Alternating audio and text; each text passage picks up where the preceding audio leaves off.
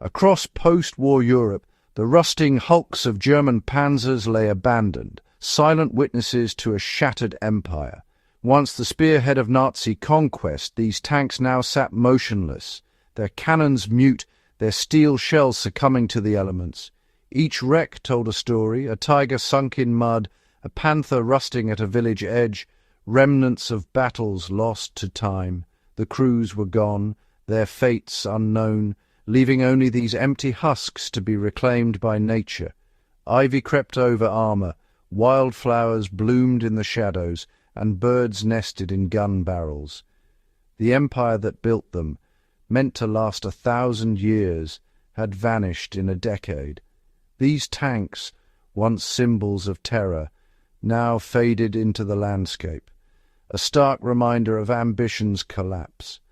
Their transformation from war machines to relics was slow, inevitable, and humbling. In the end, time, not generals, wrote the final chapter for the panzers. In the war's final months, Germany's armoured might crumbled under relentless pressure. Soviet tanks advanced from the east, while Allied air power made movement deadly in the west. Fuel shortages crippled the panzers. Many were abandoned, not destroyed, simply because they could not move. Crews often fled, leaving tanks intact by the roadside, a sign of total collapse.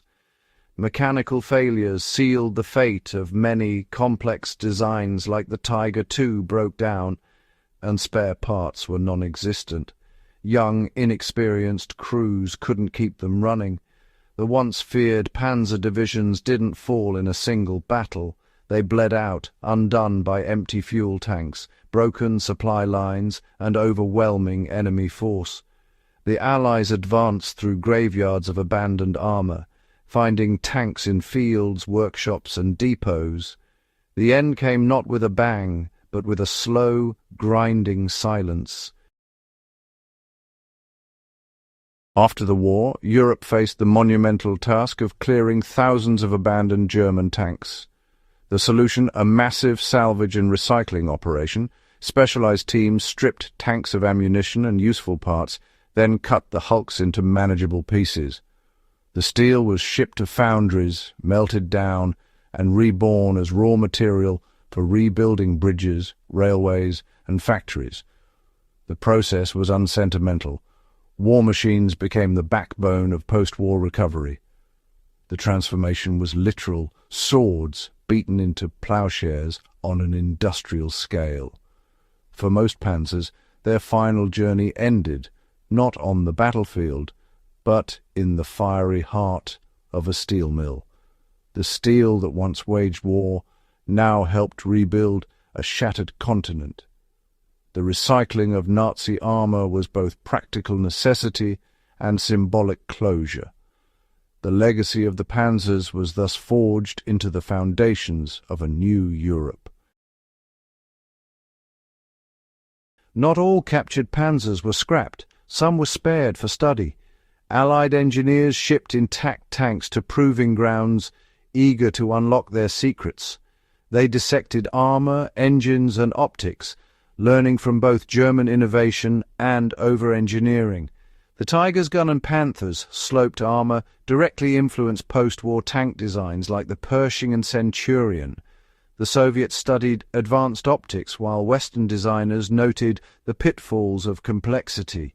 These technical lessons shaped the next generation of tanks for the Cold War. The final battle for the panzers was fought in laboratories, not on the battlefield. Even in defeat, German tanks helped define the future of armoured warfare. In the chaos of war, captured German tanks, Beutepanzer, were pressed into service by the Soviets, French, and others. Painted with new insignia, these tanks fought against their former masters out of sheer necessity. But their second life was brief. Spare parts were scarce, and ammunition supply was a constant headache. A single breakdown could sideline a Panther or Tiger for good. As the war ended, standardized Allied tanks replaced these logistical nightmares. The Beutepanzer were quickly retired, scrapped, or sent to depots. Their fleeting service was a testament to battlefield improvisation. For a moment, Nazi steel fought under new flags before joining the scrap heap. Their story is a curious footnote in the history of armored warfare. After the war, surplus German tanks found new homes in unexpected places. Czechoslovakia restarted production, building and repairing panzers for its own army. France fielded panthers in its armoured regiments, while Bulgaria, Romania, Sweden and Switzerland acquired small numbers for evaluation. These tanks served briefly, plagued by the same maintenance and supply issues as before. By the 1950s, most were retired in favour of modern Allied designs.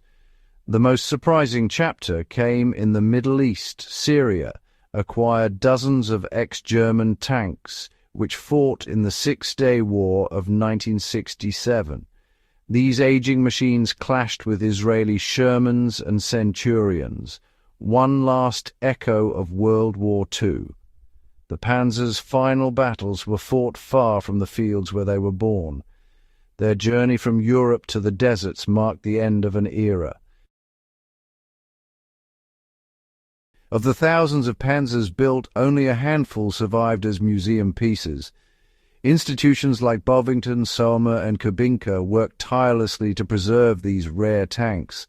Restoration was painstaking, recovering wrecks, sourcing parts, and recreating original details. These tanks are not glorified, but studied three-dimensional artifacts that teach history through steel and scars.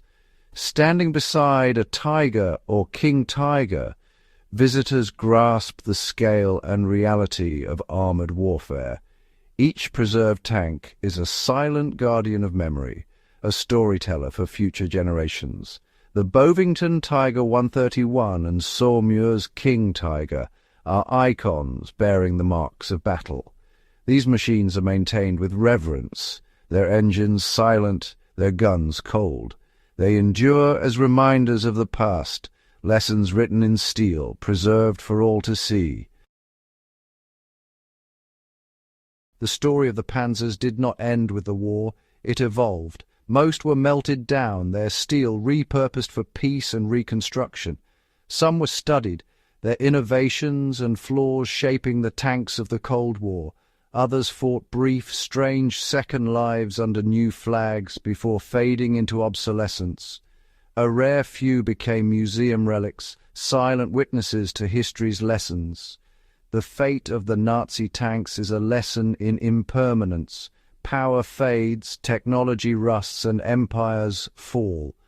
What endures is memory, preserved in steel, stories, and the quiet halls of museums. The panzers remind us that all power is fleeting and that in the end, silence reclaims the domains of war. Their legacy is not conquest, but the enduring memory of conflict and its cost.